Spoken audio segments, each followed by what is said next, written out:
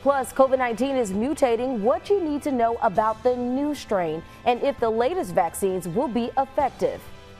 Plus, a healthier you, how one health enthusiast is encouraging others to add an alkaline diet to their New Year's resolutions list. BNC Prime Weekend starts right now.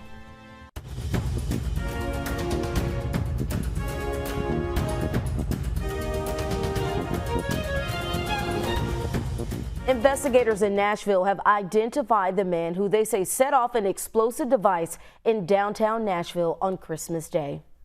Good evening and thank you for joining us here on BNC Prime Weekend. I'm Brittany Jones and so happy to see you again. I've been off for a few weeks, so I'm happy to be back. But let's get you caught up on the latest on the investigations. Investigators have identified Anthony Warner as the bomber. They used DNA and other evidence to link him to the explosion. After combing through hundreds of tips and leads, federal agents say they believe Warner worked alone.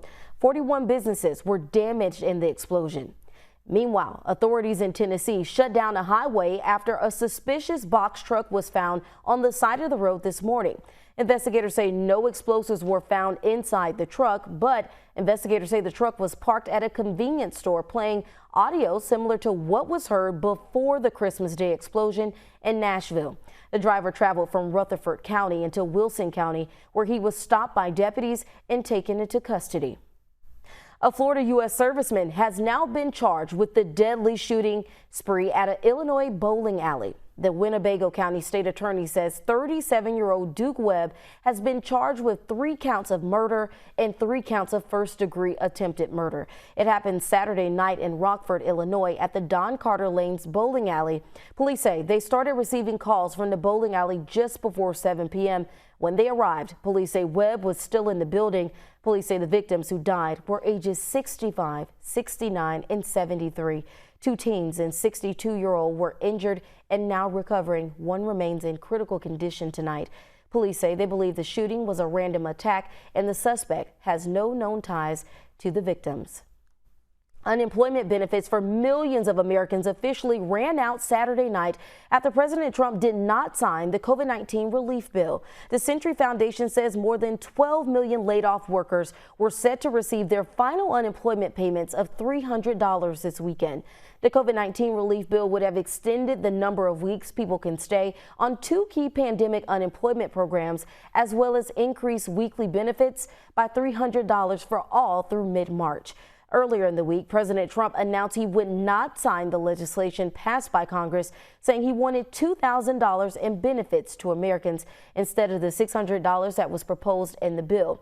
House Speaker Nancy Pelosi did introduce a standalone bill on Thursday to make that happen, but Republican lawmakers voted against it.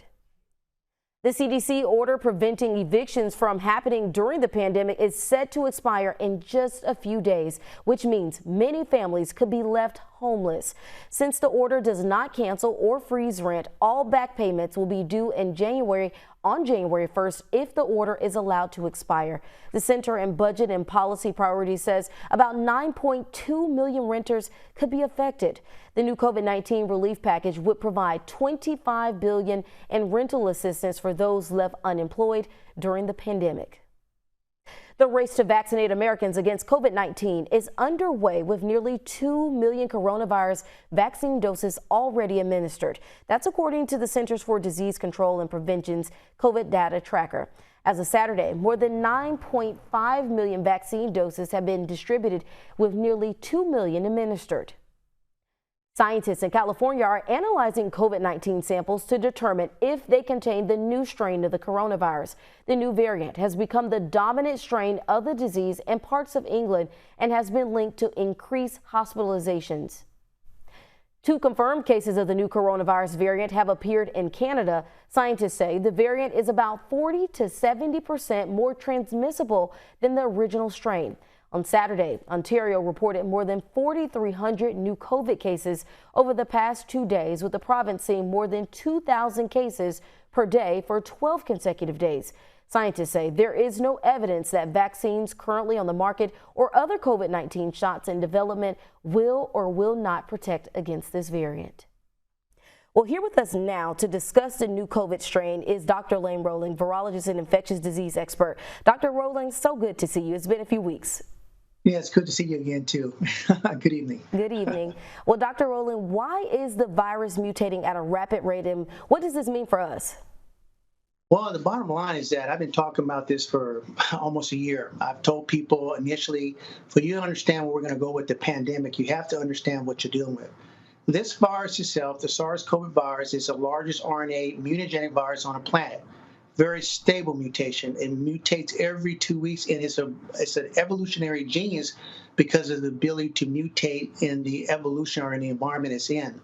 This new strain that we have out of the B117 out of London, England, is a game changer. I think everybody needs to understand that we're at the beginning of the second pandemic, the first wave of the second pandemic being driven by this London strain, the South African strain, and also the SARS mutant mink strain. And this is part of the nature of RNA viruses and stuff. People need to understand when you're dealing with RNA viruses like this, these things mutate all the time. And this is just a part of their evolutionary genius, the ability to mutate. That is why it's so very difficult to come up with treatment for RNA viruses because they're always changing. And this particular virus, the London strain, is 70% more effective. It's much more lethal. And I really do not believe that the vaccine is going to have any effect on any of these new mutant strains. That's just the science behind it.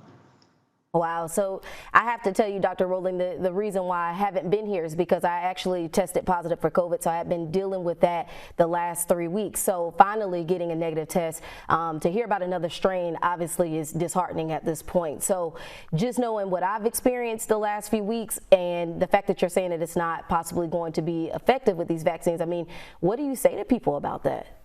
Well, the reality, it goes back to what we've talked about before, Brittany, about understanding basic biosecurity protocols.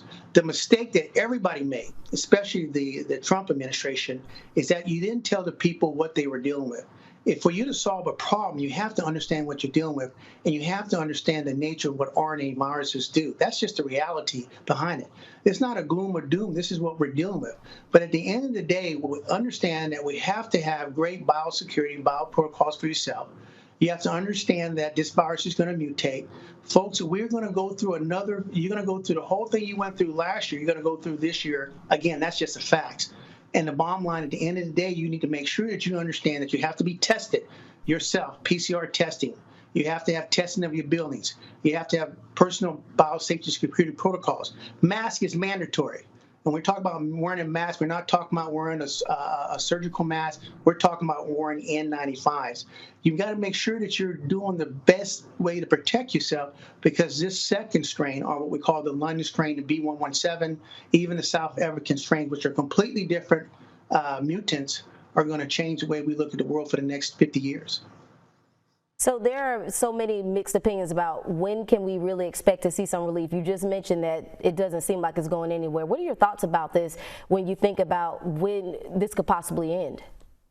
Well, I mean, when we look at it, Brittany, the reality is that, one of the things that the problem that people had is that people did not believe in the science.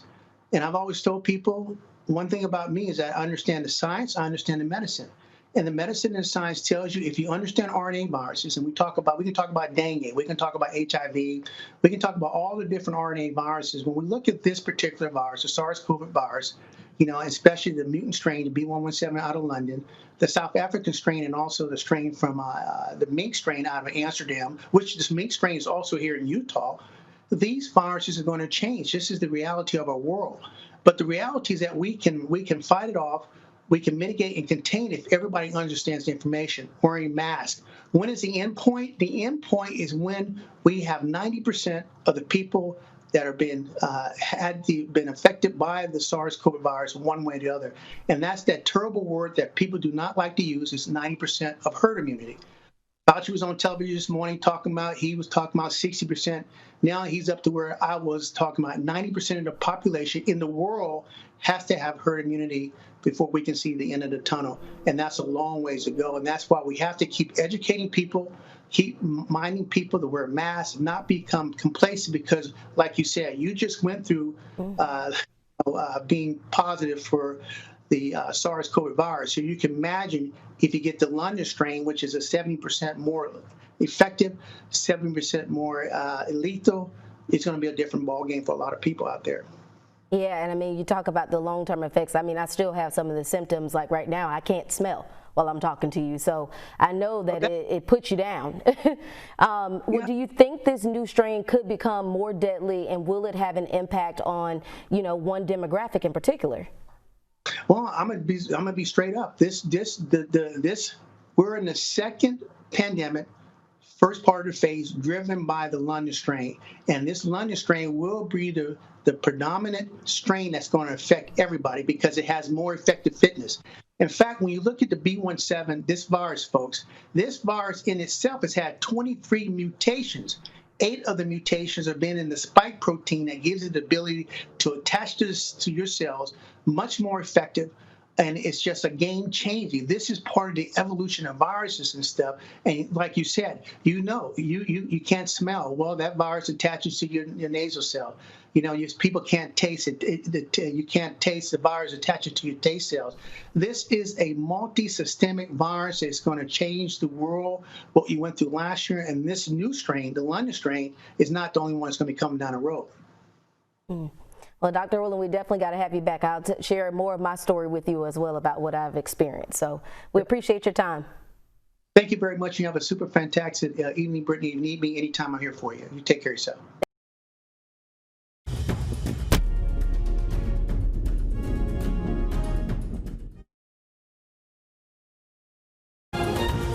Well, welcome back. We are just days away from putting 2020 behind us and sliding into 2021. Aren't we excited about that? Well, many of us are looking to start the new year off right, whether it's shedding extra pounds that some folks are calling the quarantine 15, or looking forward to just a healthier you.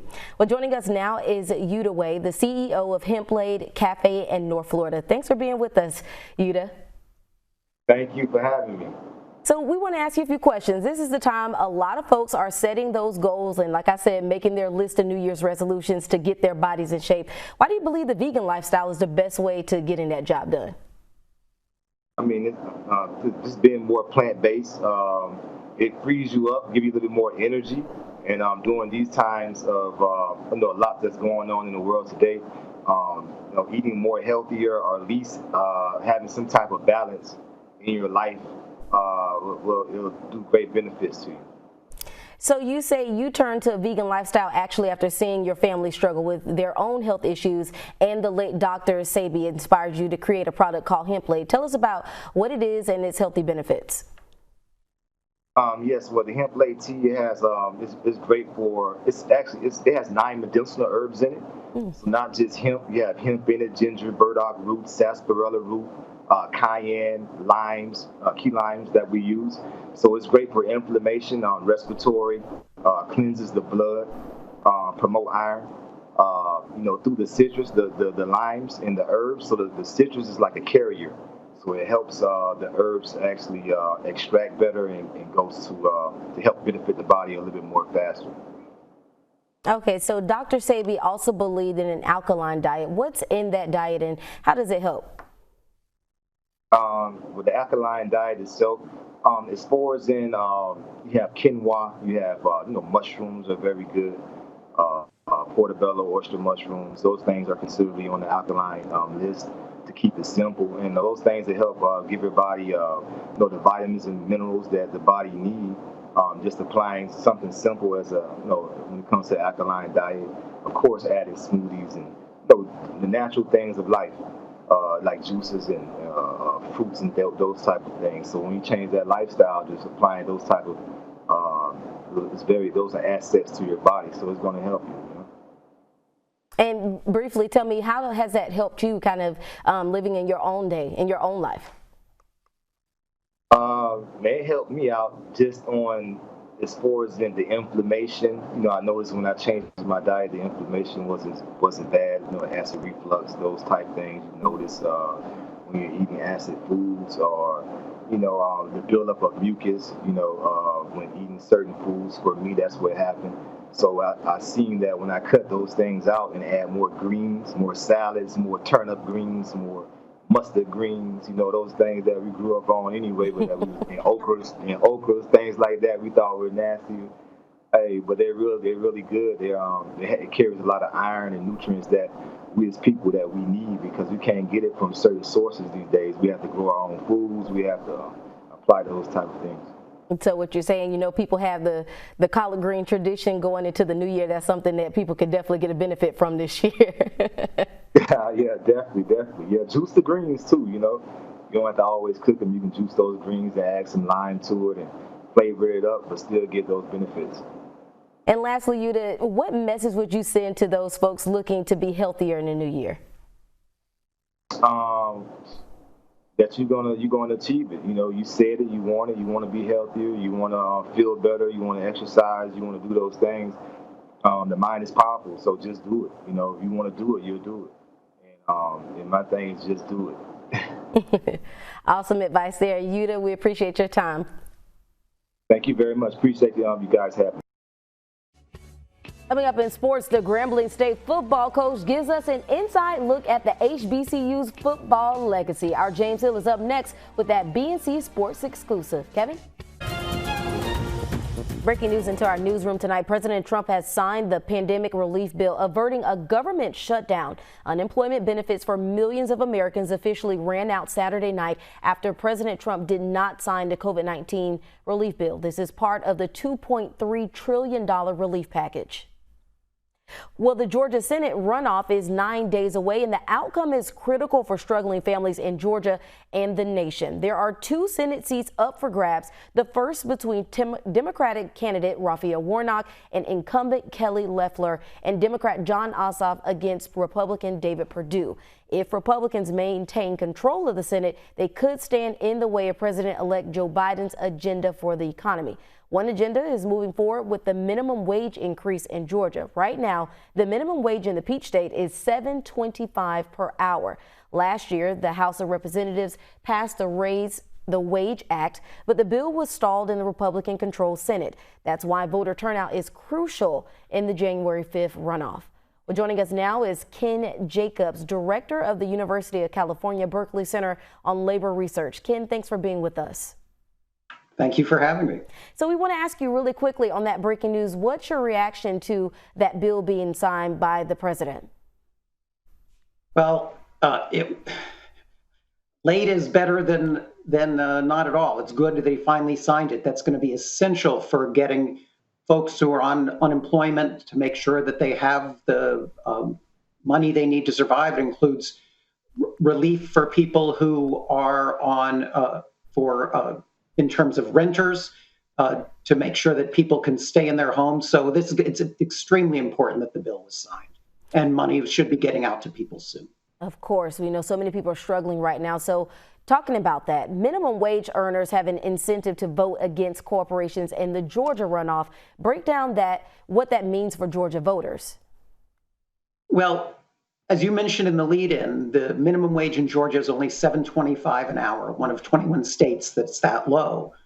And so the future of having a $15 minimum wage depends on the outcome of this vote. There's about 1.2 million Georgians who would benefit from the Raise the Wage Act, including about 500,000 Black workers. So it's about 1 in 3 Black workers in Georgia who would benefit in terms of receiving a direct wage increase. And we looked at the question of when people don't earn enough to get by on their wages, people rely on public safety net programs. So we, in our recent study, we found that 1/2 of the people who would receive wage increases under the Raise the Wage Act in Georgia are participated in one or more public safety net programs, or have a family member who does, one of their children do. And that the total cost is about $4.7 billion a year. So raising the wage in Georgia would be important for workers and their ability to get by, but it's also be very helpful for the state in the time of with the pandemic and the recession caused by the pandemic, in terms of being able to really effectively target the use of all those funds. So this is extremely important. The outcome here is extremely important for workers in Georgia.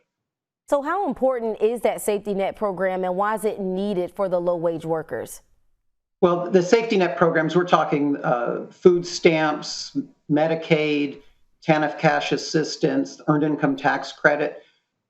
All of these programs are vital for people to get by and to make ends meet. And what's happened with the minimum wage stalled at $7.25 an hour since 2009, that's the longest we've gone without an increase in the minimum wage since the Fair Labor Standards Act was passed during the Great Depression in the 1930s. And what that means is more and more people need public assistance programs. Working people need public assistance programs in order to get by, in order to make ends meet. So going back to that relief bill, those are the types of folks who are definitely going to benefit from it, because right now they're probably struggling with not even making enough to begin with, right? Oh, absolutely. When we look at the relief bill, I mean, we think of sort of a twin crisis for workers. There's the crisis of unemployment, and that relief bill is going to be very big in terms of extending the length of unemployment benefits and adding that extra $300 a week. There's also in the relief bill $600 a person for families. So that'll be for low-wage workers and for non-working people, right? And middle-income families. So that'll be very helpful as well. And so, yes, if we look at sort of the two crises in terms of, there's a crisis of unemployment and of low wages. And in addressing that second part in low wages, the raising the minimum wage will be vitally important. And as I mentioned, that really depends on the outcome of those Senate races in Georgia next week. And I was going to ask you, in that case, Ken, what is at stake in this runoff election? What's at stake in this runoff election? There's a lot of things at stake in this runoff election. What's at stake is who is going to control the Senate. If Warnock and Ossoff win, there will be 50 Democrats in the Senate with Vice President-elect Kamala Harris. That would give the Democrats a majority in the Senate, and that would give them the ability to pass the $15 minimum wage, among many other things. President-elect Biden has also called for a much bigger relief package, saying that what President Trump signed today is not enough, that much more is needed to get people back on their feet and get the economy going again and to deal with the coronavirus. And the ability to do that is really going to depend on what happens in that Georgia election next week. All good stuff there. Ken Jacobs, thank you so much for joining us. Thank you. Well, ahead on BNC Prime, in the name of love, find out how one businesswoman is using science-based algorithms to help professionals find their perfect match. That's next. Welcome back. It's Entrepreneur Sunday here on BNC. Each week, we shine the spotlight on the brightest Black entrepreneurs across the country. Going into 2021, we're all about Black love, right? Well, our guest today wants to help you strike up a love connection for the new year. Dr. Venetia Dutra's unique matchmaking system weeds out the players from the professionals to help you find your true life partner. Brittany Lockley has more on Connexus.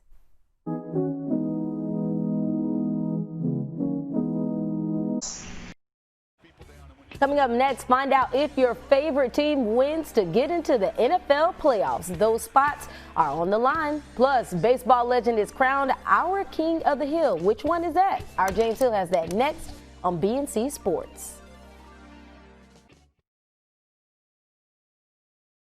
Toward the United States. You're shaking your head on that. Look, my mouth dropped wide open. I was like, oh my God. That's why there are only 5 people that live up there in Canada in igloos. There you go. Yeah. I know, I'm just looking like -58. I mean. Yeah, but by the time that air reaches the United States, it's going to be modified. So that -58, well, by the time it reaches the United States, would be more like -28. And I was talking about this earlier, just the fact that it was kind of more feeling like a wintry Christmas than, you know. Pretty chilly, across the United States. But again, it is wintertime, and the only place you can find solace is in southern Florida. There you go. But not too many people vacationing right now, obviously, because of the pandemic. With the COVID. But yeah, we just want everyone just to social distance, and there you go. That's all you can do. But once again, a series of fronts moving across the United States, especially that storm system that's currently moving towards Southern California. That's going to be the one that's going to bring a lot of snow into the Midwest. So get ready for that. So bundle up. All right, we're going to be back in just a quick 2 minutes with more news, weather, and sports. So please stick around. We'll be right back.